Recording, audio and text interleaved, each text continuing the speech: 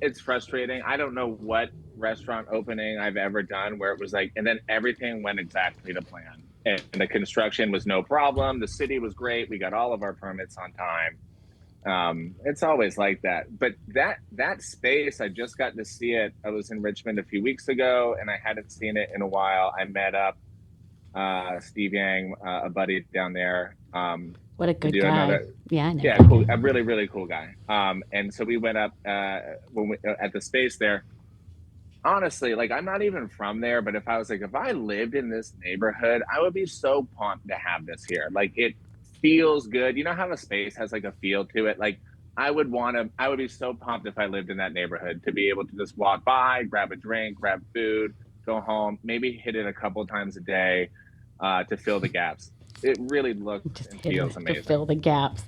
Well, they had a Yeah. little preview event of magazine here in Richmond, and I had a girlfriend that went. And I was while she was there, I texted her and I was like, "I would like you to send me a surreptitious video right now of what you're looking at." So I was able to get a little bit of a preview. It And what'd you looks think? really nice. It looks Yeah. yeah, it looks really good, Scott. I'm looking at this menu, John. Yo. Are these names specific to this space, or are these kind of drinks that you have at your various places around Virginia? No, some drinks, maybe one or two, like a modified of something that I've used. But like for me, generally, when it comes to projects and things like this, I think it. I'm not. I don't want to say like. So let's say BS. So I don't care curse. I think it's a little BS to just sell the same thing that's like not really genuine and to okay, this thing is going to sell. And I tend to avoid those projects or turn those down if that's what somebody's intentions are in the beginning. The menu has been one of the more fun things to come up with because it was organic and it was a real collaborative process. And it's also because it's my first time making a menu where we're going to sell the spirit in the space. And it's really just one spirit as well, too, with the exception of having the jalapeno in there as well. Um, so, what are drinks that we're going to put on this menu that someone's going to want to grab a bottle on their way out and take it home with them and like continue to like have their night go or plan another night around it later? Um, what are drinks that are going to be really compelling for people to try in the space because you want to go out? It has to be like a combination of a lot of things, like a high end cocktail bar and then a really approachable place for people walking in off the streets. So that's sort of how we have that menu laid out. The names really are all genuine to the space and really fun. I would say something I love to point out on the names, right? Like the martinis for me, having it into three sections was really key.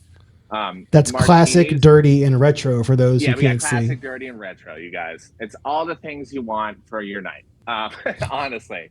And I like the naming of the dirty martinis. They're all called briny boys, right? Which I think is really fun. And like, creating our own language in the space. But that happened really organically too. I don't know if Andy's still in the room with you guys. He's the one who chefed He up those drinks for you literally today. shook a drink and ran. Oh, well, he's a true bartender. So And we're happy he, he did. I just want to make sure we put that yeah, out there.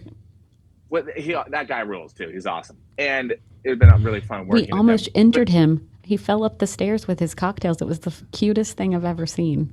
oh my God, this guy, I told him I was supposed to be the cutest. Anyway, um, so this, so when we're tasting these dirty martinis, and he just says, "Well, yeah, I love a briny boy," right? And I was like, that was really fun. Like that was enjoy. That was like I really loved that natural thing. And then it goes on the menu. I think it's a fun thing that while you're like being trained as a staff and things too, that like your opinions and your gut reactions can be, you know, involved in what we're doing here. It's like part of that creative process too.